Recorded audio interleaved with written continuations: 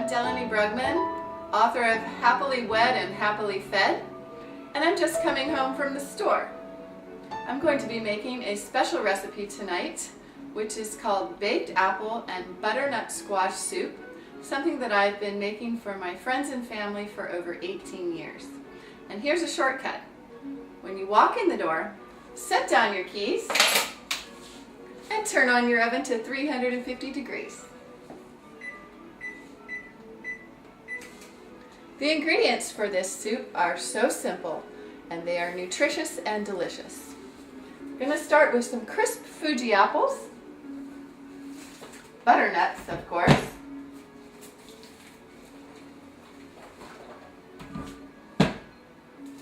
an onion which is going to be sauteed in curry, chicken or vegetable stock, and in the end we're going to add some apple juice. And I will be pureeing it with my very favorite kitchen utensil, my magic wand. Right now, I'm going to go upstairs and change into my jeans. This recipe will take about an hour to prepare, but I won't be cooking the whole time. I'll be relaxing. Hi, I'm back. Let's get started with the soup. I want to teach you something for safety. And that is when you're cutting the butternuts, put it on a dish towel because it tends to roll around. And these are very dense. You have to be kind of aggressive. Cut your butternuts into thirds.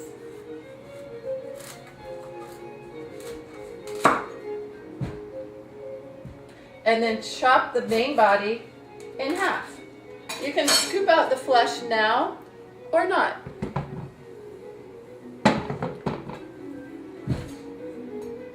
Two medium-sized butternut squash is all you need for this soup, and it's going to make a big batch. You're going to want leftovers.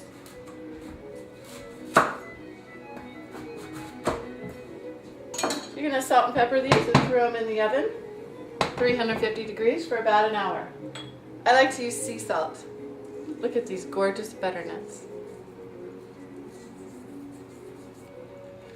This soup is delicious in the fall and in the summer as well. It's basically just pureed squash and apples with a little bit of broth and apple juice.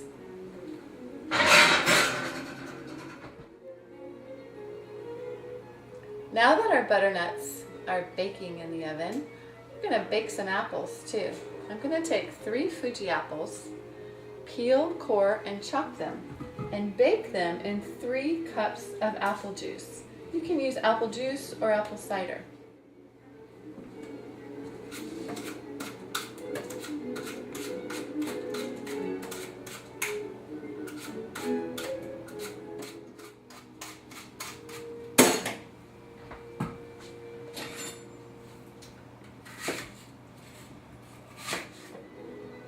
Okay, the apples are ready to be baked at 350 degrees with 3 cups of apple juice. And they're going to bake right along the butternut squash, and they'll be ready in 30 minutes, and the squash will be ready in an hour.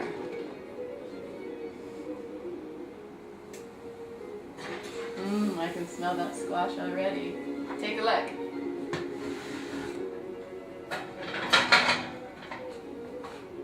Getting there. Now that my squash and apples are baking, I'm going to saute a sweet yellow onion in 6 tablespoons of butter. I know, it's a whole cube, but that's the only wicked ingredient. You have to forgive me.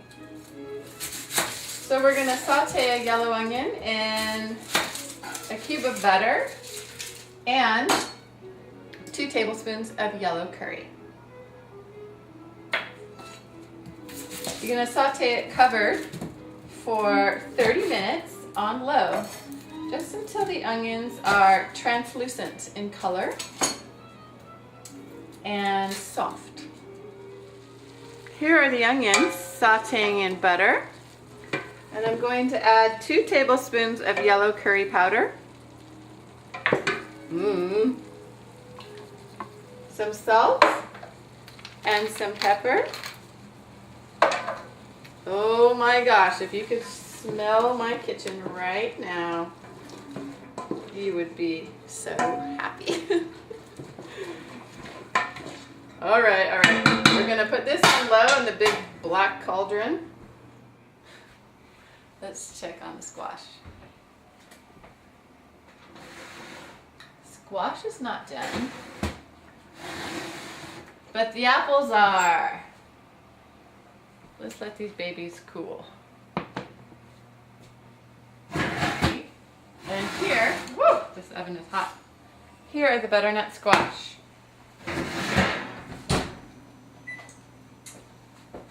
I am going to scoop out the flesh and add it to my pot of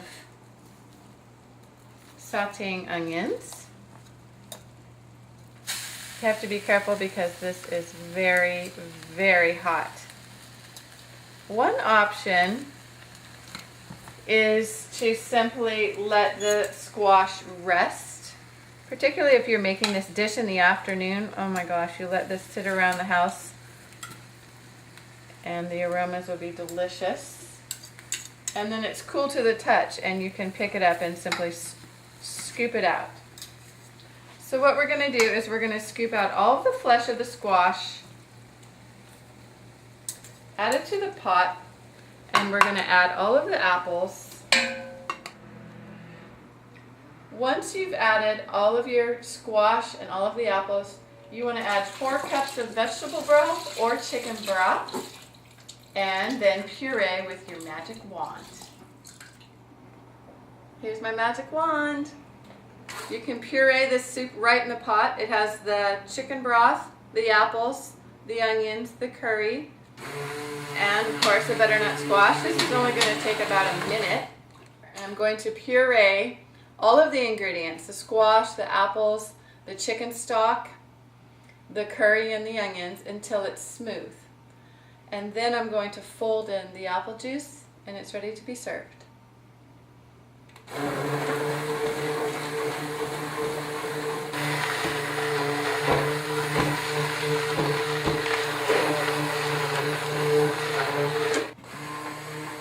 The soup is nice and thick now. What we want to do is just fold in enough apple juice to get it to the desired consistency.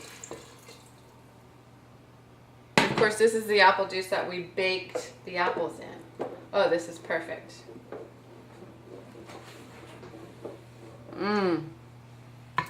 A little more salt and pepper to taste.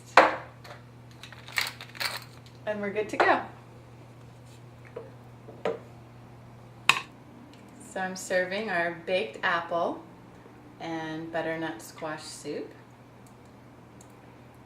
I've got to give it a little taste first.